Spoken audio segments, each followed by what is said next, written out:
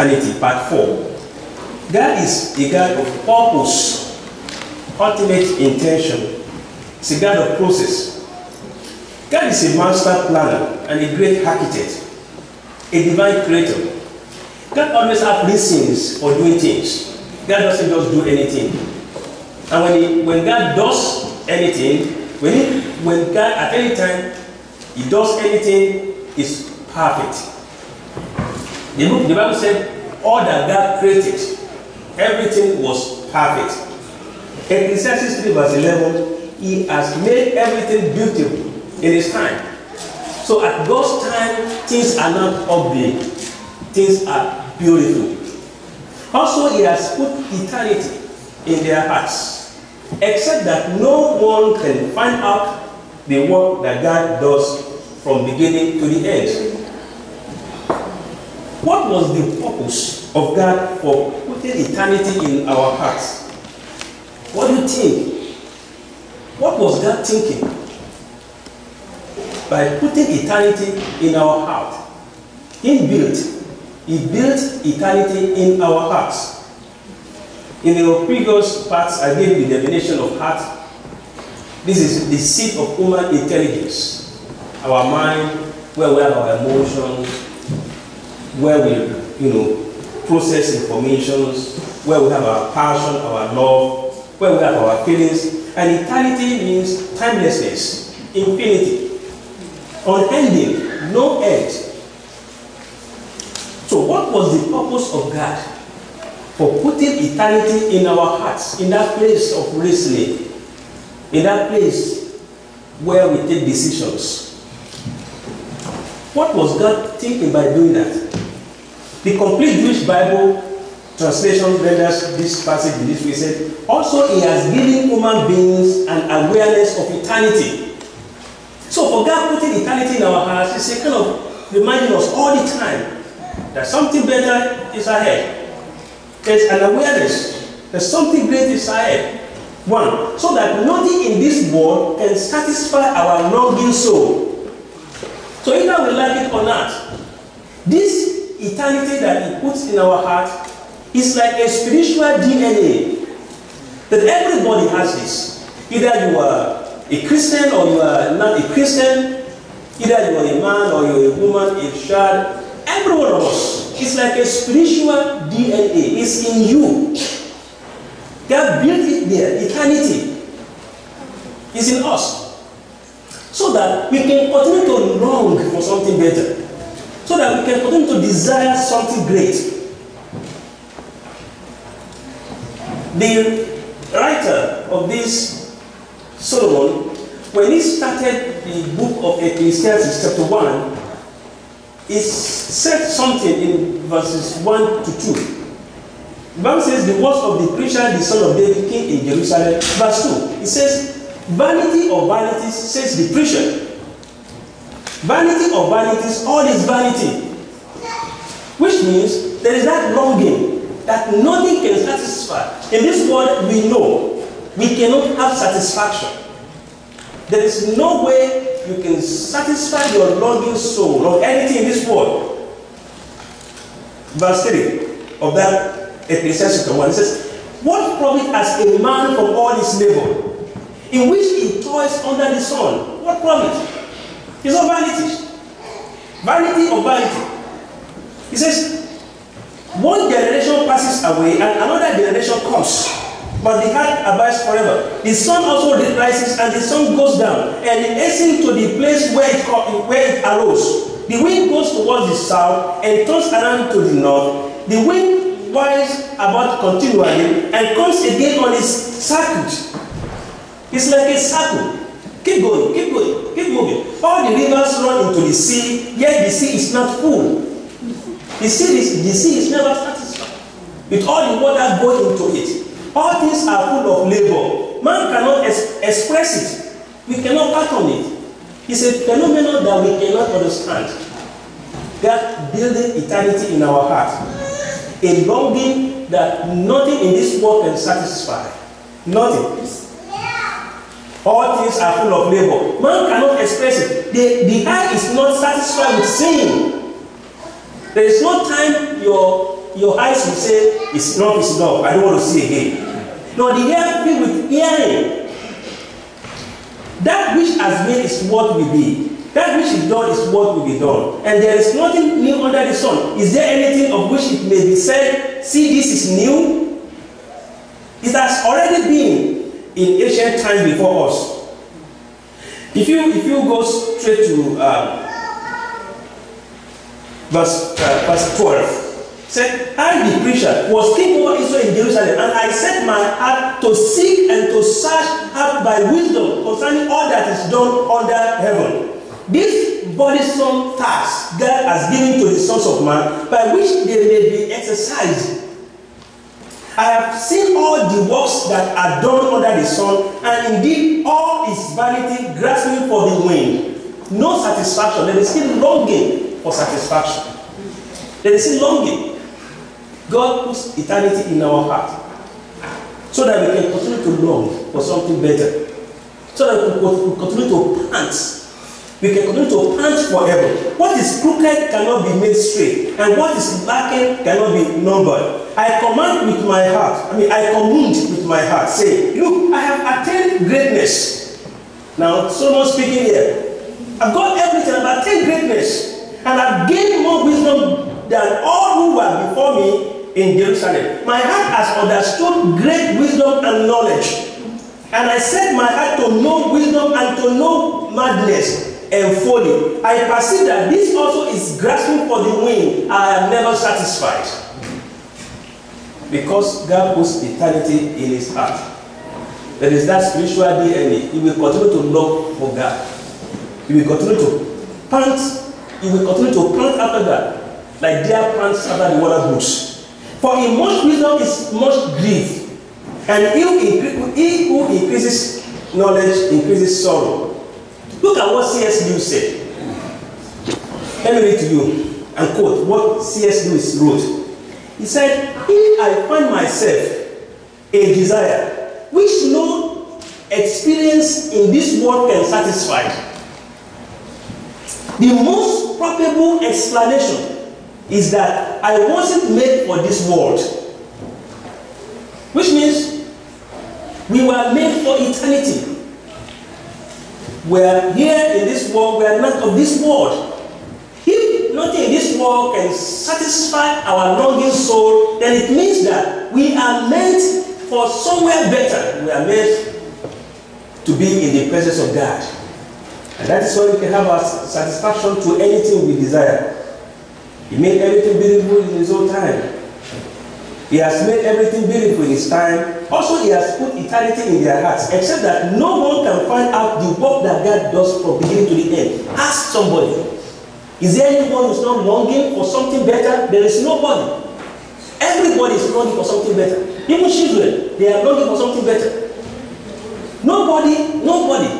There is this longing. It's because God puts eternity in our heart. It's like a spiritual DNA that is there, right there in your heart, eternity. You are longing to see something, to have something better. Number two, one important reason that I find out in reading all these things and studying all these things or going through the scriptures is for us to always have the awareness of eternity. So that's why God puts it there. He wants us to have the awareness all the time. So you are aware of your environment that, no, I don't want anything to separate me from the rest that I'm going to have with God for eternity. That while in this body, we are away from home. So we are longing for home. That we are in a temporary vessel. That this, our body, is temporary. That this is a tent. It's temporary. So you are longing for better body. You are longing for better environment. This spiritual phenomenon draws our hearts towards heaven. So, what am I saying? For God to have put eternity in our heart, this will continue to draw our heart, continue to draw our soul towards where? Heaven. Towards the presence of God. That is the only place you can have satisfaction. How lovely is his dwelling place?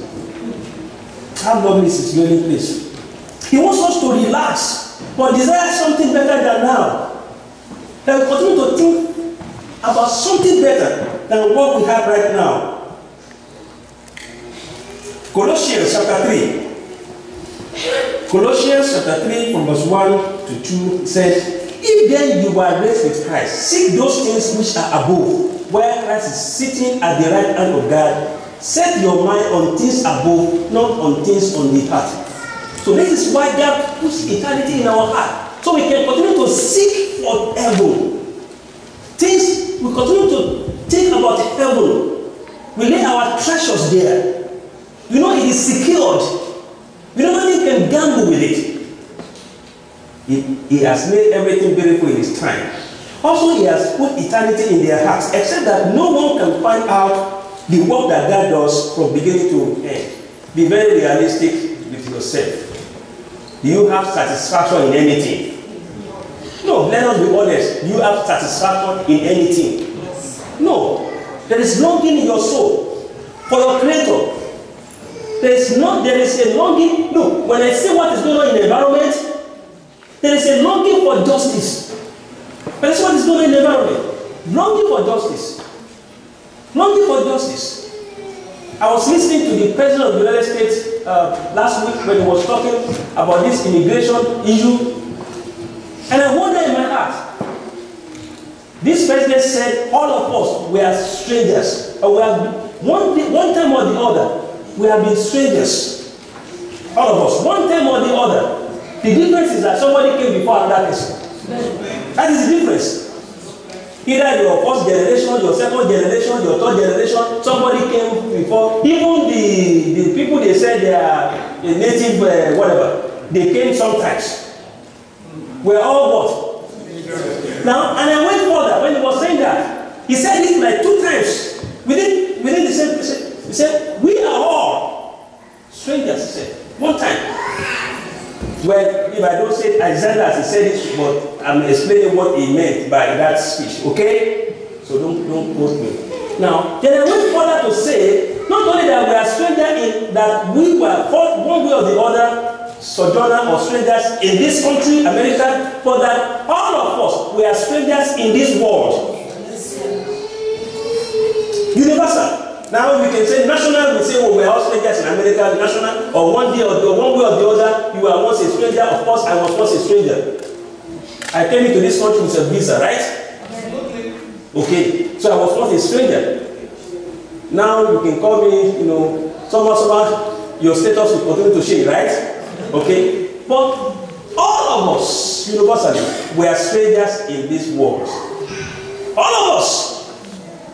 We are strangers in this world. You came in here, there was the time of your arrival. Listen, either you expect it, you don't expect it, your time of departure is at hand. If you come one day, your time of departure, nobody will be here forever. So this act of God, putting this, eternity in our heart, is helping us to long, to pant for justice, to pant for something better, to pant for peace. Let me say something. Until Christ comes, or until we see him in glory, there will always be chaos in this world. People will be killing people without any justice. People will desire they will just shed innocent blood. The president will rise against president. Country will rise against country. Family will fight each other. Until Jesus comes, the only one who will bring peace is Jesus Christ. He's the Prince of Peace. Now you may not take it, you may say it's an hate statement or whatever they call it, but the truth is that only Christ can bring peace. He's the only one. He's the only one who can bring peace. Check it out. There is a longing for justice. Ask people that are in the Middle East. There is a longing.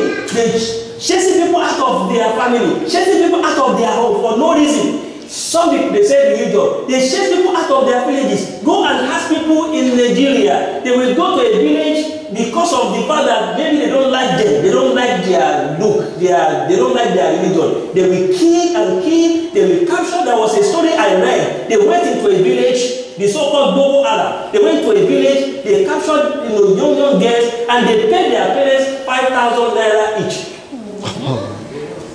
No, read the news. I don't know the equivalent of that one in dollars. Very small. In Ocean, listen to me very carefully. We may not know how it pains these parents because we are not in their shoes. A child, even people that have disabled children, they love them. Are you listening to me now? How much more do you have your child? She has grown up. Maybe she's in high school because she's a girl. Somebody said, why should you send her to school? We're going to come and force you to deliver, to give them to us.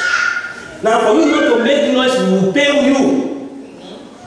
Because, is it a crime to be a girl? Do you choose your gender when you are coming from heaven? Do you choose your country when you are coming from heaven? Whom to be blamed? Until Christ comes, there will be longing for peace.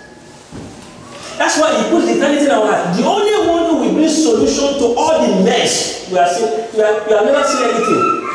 The Bible says, when in the last days, perilous time will come. In the last day, it will be more dangerous. It will grow worse than before it becomes better. And it will be better when Christ comes. Do you understand? No matter how we pray, no matter how we fast, it will be better only when Christ comes. The evil that men do, you cannot imagine it. Read news. The evil that people do. See the so-called ISIS. Look at what they are doing. Can you imagine what they are doing?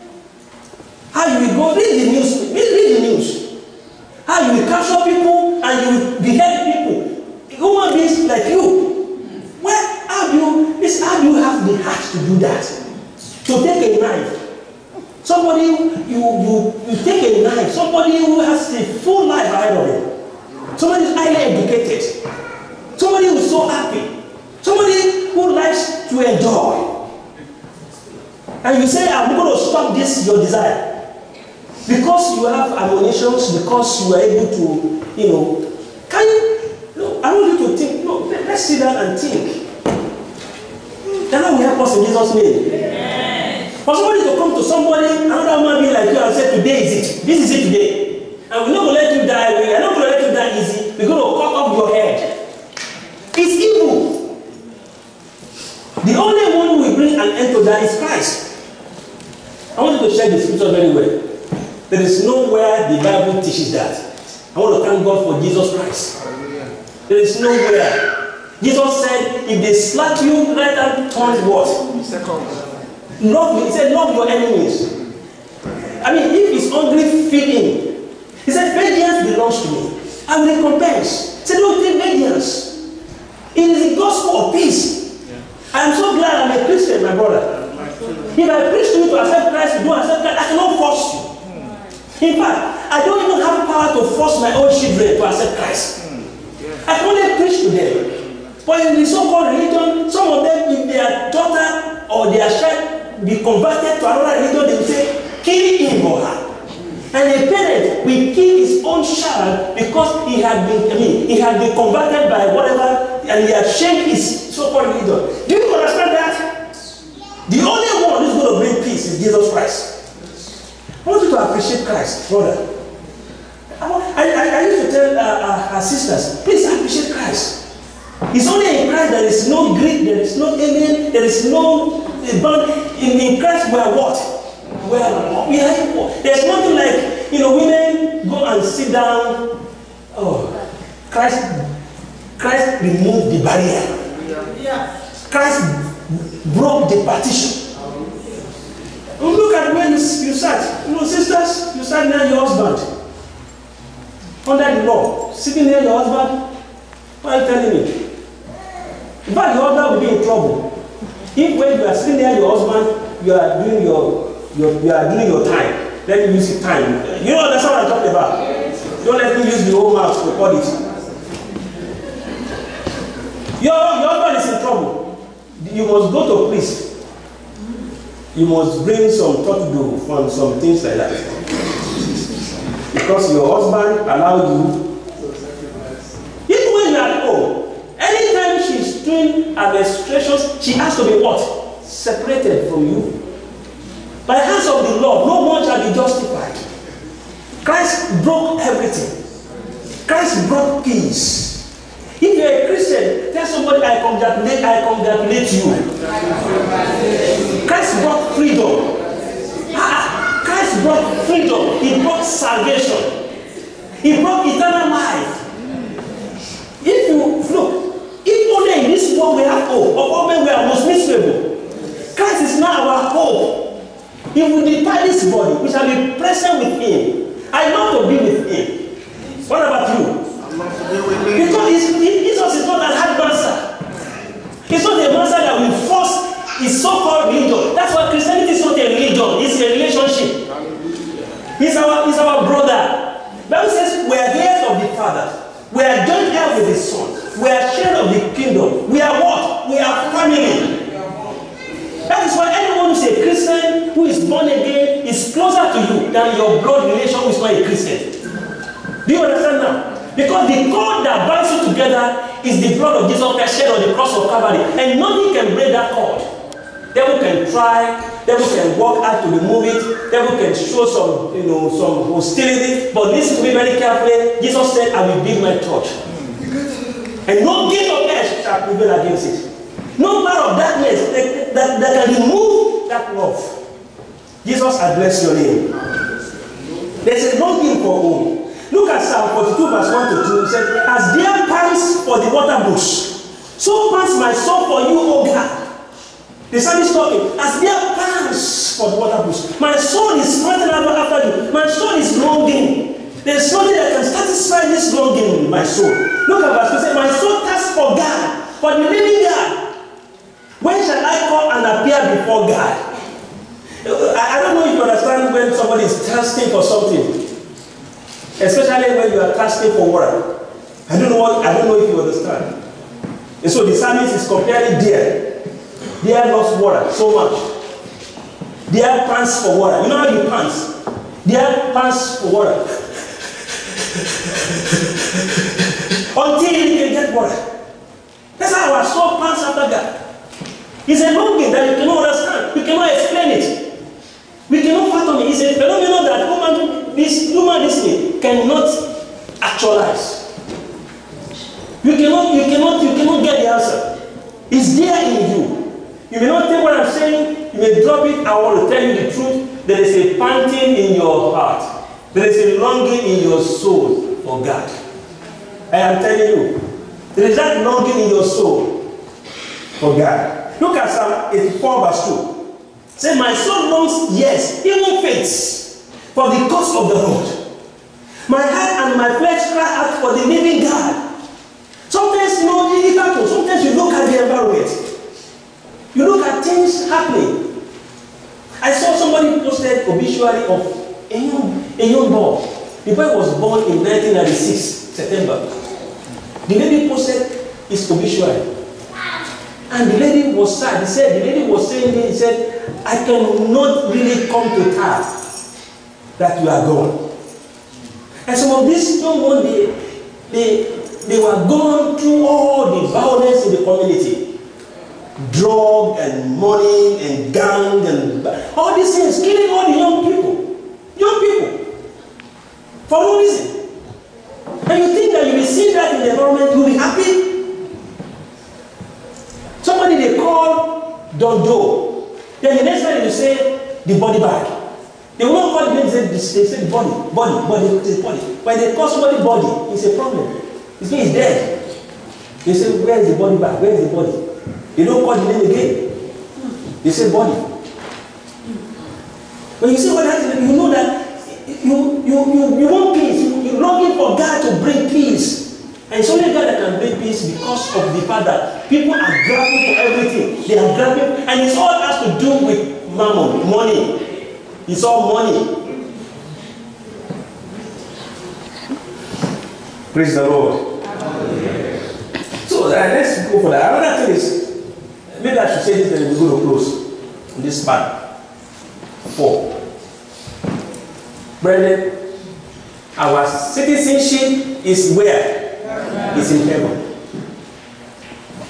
In this place, we're all resident alien. We're all alien. Because I was not born in this country, I have an alien number.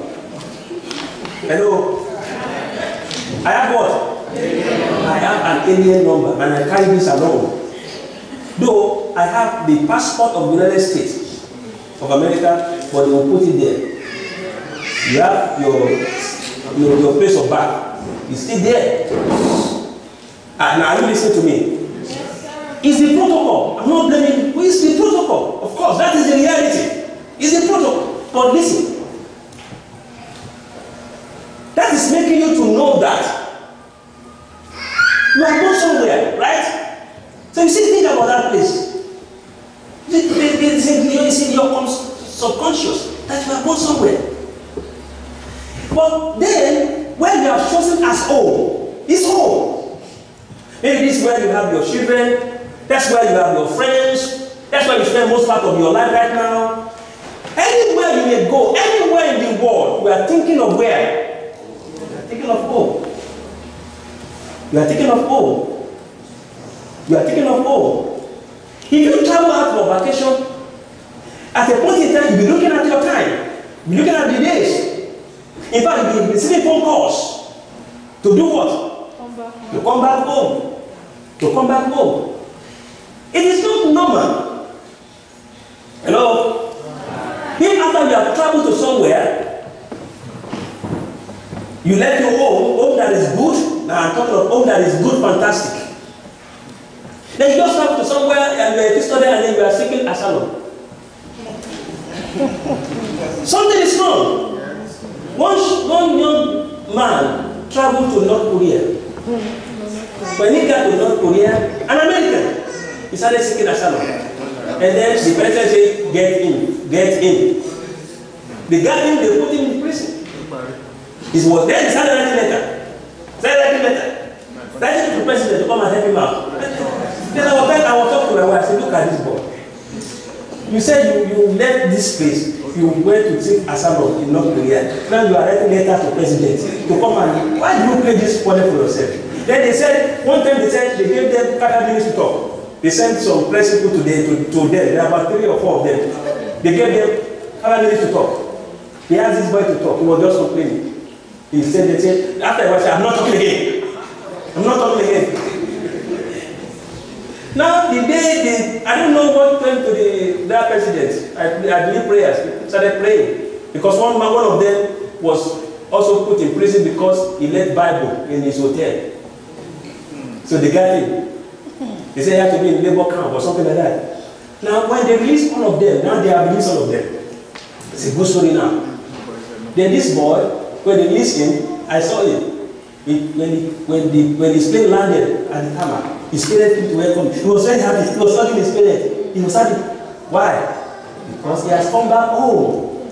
Home is always home. Hello? It is not normal. If you need a good home, and you go to somewhere and then you are seeking asylum, saying that you don't want to do what? Go back to that good home. I understand if it's a challenging home. There are some challenging so-called homes. The Lord will help us in Jesus' name. Now, if you seek asylum where it's looking for greener pasture. But I want to say something very carefully.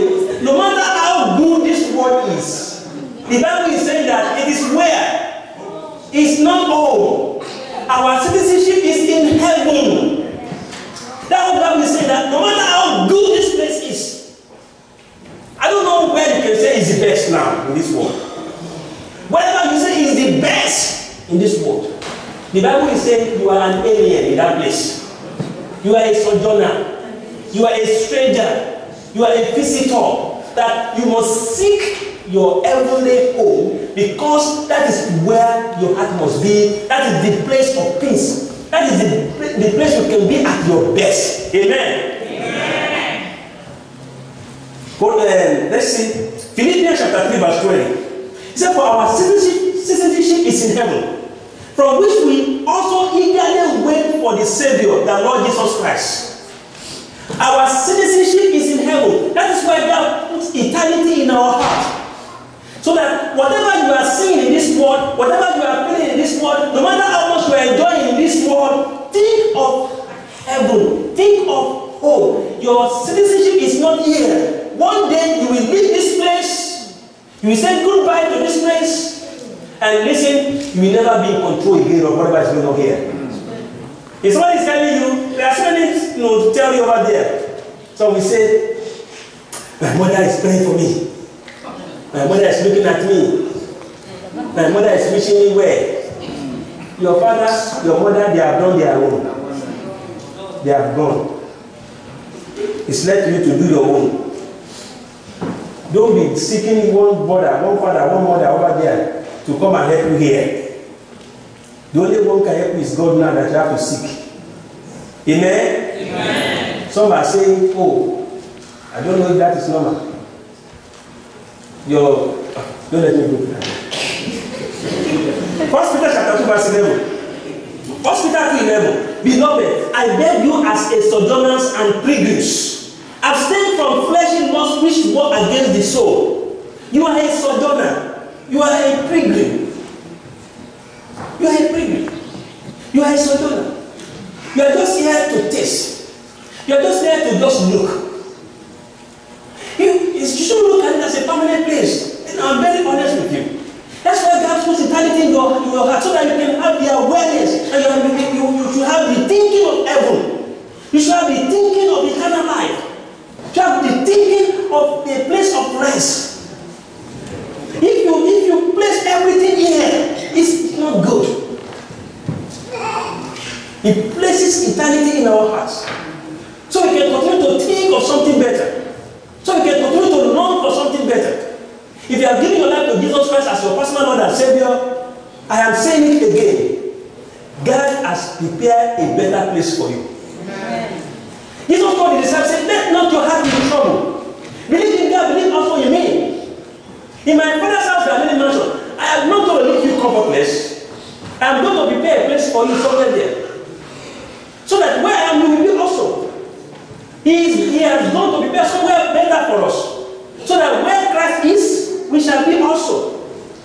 We shouldn't stay here as if it is a permanent place. It's a temporary place. I'm going to read Hebrews chapter 11, and then maybe we should close this one. Hebrews 11 from verse 13 to 16. These all die in faith. It's a very good place to conclude this. I've read this in one of the parts. See, all those people that made it to the hall of faith, they work so hard to make it to the hall of faith. Abraham, all those, Sarah, Isaac, all those people, mentioned in the hall of faith. Hebrews chapter 11. They work so hard. They work hard. Before you can enter hall of faith here, you know how long it is? How much you have to work hard to enter hall of faith in America here? Either as a basketball player or as a football player, they were interviewing one man in Europe. He told the people, the person interviewed him is an American, and he was being interviewed in Europe through this radio something. He said, I want to say something, I like football. He said, well, let me carefully tell you what I mean by football. I'm talking soccer. I'm not talking of when people hold ball and they run around with hands. He said, the man said, the man is from Scotland. He said, I'm talking of soccer. You kick it with your real foot. So that is the real football. He said, it is foot. You kick it. The American was just laughing. Because America, we want to be unique. We want to, that was the first thing I got when I came here. I got things upside. Say trunk, boot, all this, I was looking. When I write in, I put, boot there, so it's strong. Say boot, they put something bonnet, it's good. All those things, they want to be unique. In fact, when I want to write check, that was a problem. I see put Q-U-E there. I say, no, check is simple. Check. Because, Americans want to be unique. It's good, it's a unique country. It's a unique place. So all these people that made it to the hall of faith, look at what the Bible says in verse 13. It said, these all died in faith, not having received the promises, but having seen them far off, were assured of them, embraced them, and confessed that they were strangers and pilgrims on earth. That was what gave them courage, because they understand the fact that they understood that they were just strangers and pilgrims on earth. Verse 14. For those who say such things declare plainly that they seek a homeland.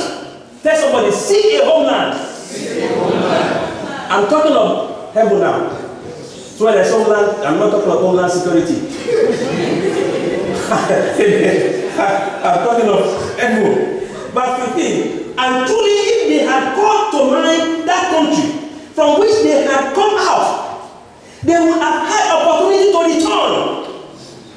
They would have had opportunity to return. That boy or that man that went to North Korea seeking asylum, he was looking for opportunity to return. Amen? Amen. Because then it's like, how can I sing the Lord's song in a strange land? All the thing they asked him to do was totally different from what he was doing at the time. No freedom. They took all his freedom. They have to control where you go, the internet will fix, they have to control the television you go to watch, they have to control the news. You can, freedom is good. Let us go explain to you what you pass through in communist, this so-called communist countries. No freedom. If you're a woman, you're in trouble. You have to do this, you have to do that, you cannot do this, you cannot talk this way, you cannot talk this way. Remember Malala? Remember her? How she was fighting for just to go to school. For girls to go to school was a fight. That's why I say this country is good. There's freedom here. Amen? Right? Yes. Now all this thing I'm saying now, calling president. If I say something about president, I can say go back home, sleep, eat, right? In some countries, by the time you get home, they will surround your look. They will surround. In fact, before you get out of vision, they can kidnap you. They don't even care. They can even come inside the church. It's only in America they say, the church separation of the individual. You can hide. If immigration is looking for somebody, the person can still hide in the church. They will stay outside. He's waiting for the time the person is going to come out. They will still give honor to God. They will not come inside and do what? Arrest that person. They will still stay outside. You can see me here, say, you can't get me here, you can't get me here, I'm talking here. They will see, but if you do that in some places, they will even call pastor. They will pick the pastor. When they pick the pastor say, hey, I don't want trouble. Look at them. So these people, they never thought of going back. They begin to see something better. They were strangers. They knew that even if they should go back to where they came from, they will still be strangers. So they begin to seek homeland. Verse 15. And truly, if they had called to mind that country from which they had come out, they would have had opportunity to return. But they didn't think, they were not thinking in their mind of that country they came out from. But verse 16. But now they desire a better. Verse 16 of that Hebrews chapter 11. But now they desire a better, that is a heavenly country. Which one is better? Say it out. Which one is better? Heavenly country. Heavenly country is one that is better. That's why God puts eternity in our heart, so we can see something better, so we can long for something better, so we can set our mind at something better. Therefore, God is not ashamed to be called their God, for He has prepared a city for them. God has prepared a city for you, for eternity. That is why He puts that eternity in our heart, so that we not miss the city He has prepared for you. But it's a matter of choice. If you don't give your life to Jesus Christ, you cannot get there. Like I told you, eternity that God places in our heart is like a DNA. It's for everybody. Either you are a Christian, you are not a Christian, eternity is in your heart. But the difference is this: when you spend it with me, you have to take the choice right now where you are in this world. If you want to spend that eternity with God, as He has done to prepare a place for us, you want to stay with Jesus Christ, then you have to accept Him to your life as your personal Lord and Savior. And you have to confess all your sins, let Him take it. Because it's by grace you'll be saved. It's by mercy. Grace is God giving you what you don't deserve. And mercy is God not giving you what you deserve. What we deserve is to die for eternity. Is to go and die and be punished for eternity. But by His grace, Jesus died for us. And so God, through grace now, is going to give you what you don't deserve, which is eternal rest with Christ. But you have to take the offer. You have to accept Christ into your life as your personal Lord and Savior. The Lord bless you in Jesus' name. Amen. And then when you do that, you come together like this so we can continue to prepare ourselves. In this world, we are preparing for eternity. That's why we're in the church. We are preparing for eternity. That's why we're in the church. It's a preparation. Daddy, we thank you this afternoon. We bless you because you are so good. Thank you for the wonderful time we've had. Thank you, Father, for the opportunity, the grace that you have given us so that we can be saved. Thank you for your mercy. God not giving us what we deserve. Thank you for Jesus Christ who has prepared a place for us in heaven so that where He is, we can be also. Keep us, oh God, more to continue to follow you. Let our hearts continue to pant after you. We continue to pant after you as deer pants for water brooks. Blessed be it forever. In Jesus' name we are praying.